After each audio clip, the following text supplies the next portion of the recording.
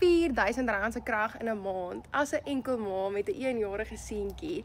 Dit is wat my krag elke liewe maand uitwerk en dit was buiten van my kar se aftrekking is dit my grootste uitgawe elke maand wat vir my 'n knop in my keel gegee het as ek gedink het daaraan en my hart het sommer vinniger geklop as ek met krag opsit in 'n maand.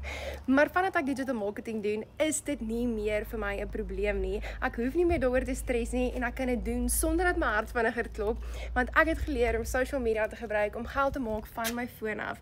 En as 'n enkel ma is uitgawes regtig 'n groot worry vir my gewees, want ek moet alles obviously self dek en alles self betaal. Maar nou hoef ek nie meer te stres nie, want ek verdien in dollars in Suid-Afrika. Die persoon is wat elke liewe maand stres oor rekeninge en aftrekkings soos jou krag of water of enigiets wat moet aftrek en jy is nie altyd seker of jy genoeg geld gaan hê in 'n maand vir jou rekeninge of vir jou aftrekkings nie.